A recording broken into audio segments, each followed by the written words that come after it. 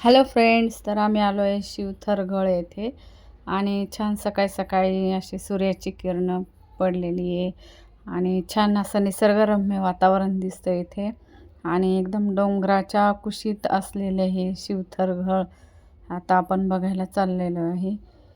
तर इथे पूर्ण वरती ना जाळी बसवलेली आहे, पॅक केलेलं आहे ते याच्यासाठी की इथं माकडं खूप आहेत. खूप म्हणजे खूपच आहे. तर वरती गेल्यानंतर आपल्याला दिसेलच आणि सूर्याची किरणं बघा आमच्यावर किती छान पडताना दिसत आहे. उजव्या साईडला धबधबा आहे, इकडे थोडा नाला आहे, वाहत आहे आणि असं हे व्ह्यू इथे बघायला मिळतो. मी पहिल्यांदाच इथे शिवथरगळ येथे आलेली आहे. मी पण पहिल्यांदाच बघणार आहे. पण वरती हे जे आमच्या डोक्यावरती माकडं दिसत आहे, भीती पण खूप वाटते वरती चढताना. आम्ही एकदम पटकन चढून आलो. हे बघा इथे दरवाजा लावला आहे, गेट पण बसवलेला आहे आणि अशी जाळी पूर्ण बसवलेली आहे मंदिराच्या साईडला, कारण माकडं खूप आहेत. म्हणजे दर्शनसुद्धा करू देणार नाही इतके माकडं आहेत. कारण त्यांना काही बॅग्स वगैरे दिसली की ते लगेच घ्यायला येतात, ओढायला येतात. आणि हे बघा श्री रामदास समर्थ यांचं हे जन्मस्थान आहे. तर मध्ये गेल्यानंतर आपल्याला काहीतरी माहिती इथे दिसणारच आहे. असं हे पूर्ण पॅक आहे. हे बघा श्री समर्थ यांचे जन्मस्थान आहे आणि इथे पूर्ण त्या मंदिराचा नकाशा दिलेला आहे आणि कसं यायचं हे पण दिलेलं आहे. इथून आपल्याला वरती एक धबधबा पण दिसतो आणि इथे पूर्ण जाळी आहे. इथून आता थोडंसं मध्ये गेलं की आपल्याला कपारी मिळते. डोंगराच्या कपारीमध्ये हे मंदिर आहे. वरती बघा किती माकडं दिसत आहेत. माकडांची संख्या जास्तच आहे. वरती डोंगराच्या वरती पण खूप माकडं आहेत. ते आम्हाला बघून घाबरताना आम्ही त्यांना बघून घाबरतोय.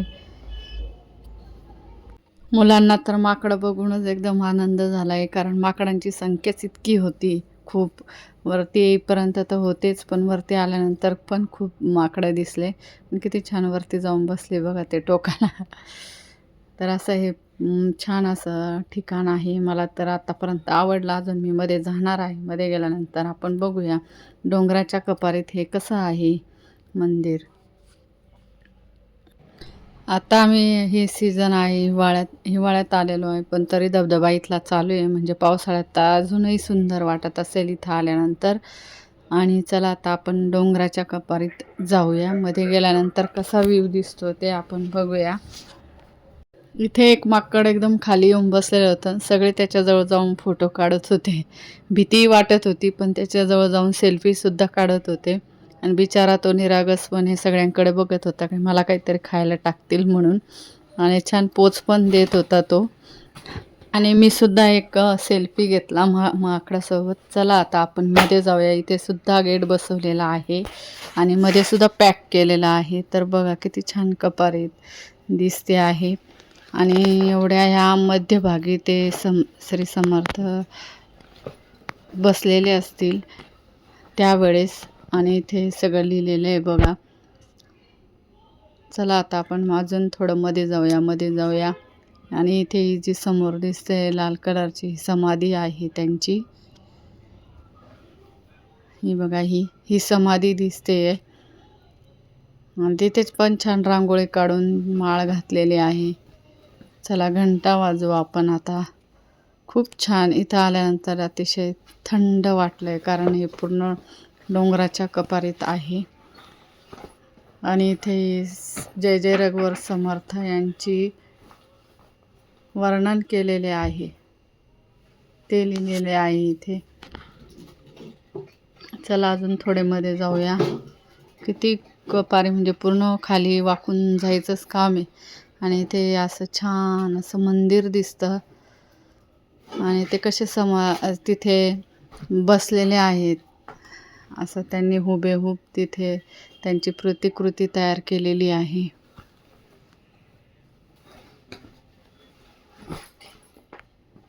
इथे पाठीमागे जाण्यासाठी सुद्धा रस्ता आहे, म्हणजे अजून पाठीमागे आपण जाऊ शकतो. हे बघा. आणि मध्ये लाईट्सची पण सोय केलेली, त्याच्यामुळे मस्त दिसत आहे. तर कदाचित इथे त्यांचा जन्म झाला असावा किंवा समाधी असेल, म्हणून तिथे रांगोळी काढलेली आहे.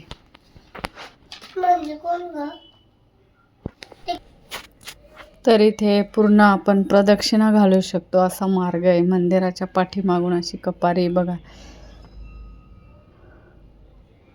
आणि छान इथं अशी रांगोळी काढलेली आहे पूर्ण.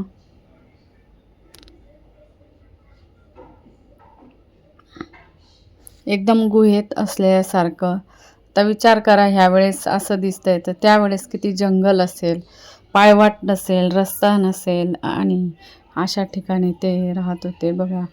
पुढे आता मी मध्ये चालले म्हणतो अंधार दिसतोय, आणि आता असं आपण प्रदक्षिणा घालून बाहेर निघतोय.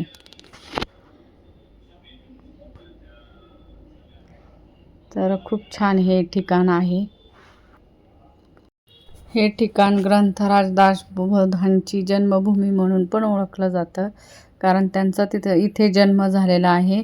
आणि श्री समर्थ रामदास स्वामी यांनी इथे राहून असे पावन केलेले आणि ऐतिहासिक असं हे ठिकाण आहे. नावाजलेलं ठिकाण आहे. सह्याद्रीच्या कुशीत असं सुंदर हे ठिकाण, खूपच सुंदर आहे. बाहेरून तर अप्रतिम आहेच, पण मधून सुद्धा अप्रतिम आहे. तुम्ही कधी आले तर नक्कीच व्हिजिट करा. आतमधून सुद्धा आपल्याला इथून धबधबा बघायला मिळतो. आणि इकडे पूर्ण जंगल आहे, नदी आहे. सगळ्यात भारी ठिकाण म्हणजे शिवगरथळ मला खूप आवडलेले. श्री समर्थ यांचं जन्मस्थान आहे. मागे इथे जी कपारी आहे तिथे त्यांचं बसण्याचं ठिकाण आहे. आणि ही कपारी जर बघा तर डोंगराच्या आतमध्ये आहे. इकडे धबधबा आहे. असं एक सुंदर ठिकाण, एकच नंबर.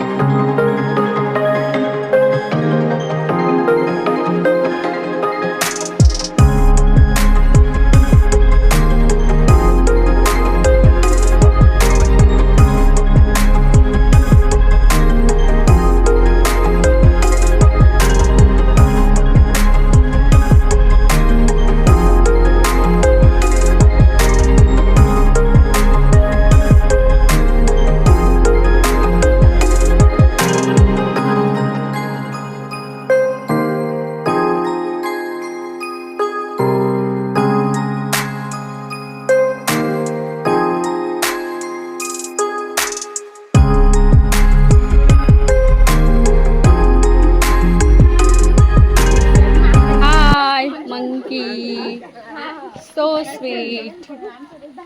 काहीच करणार नाही ते. चल बाय बाय, टाटा.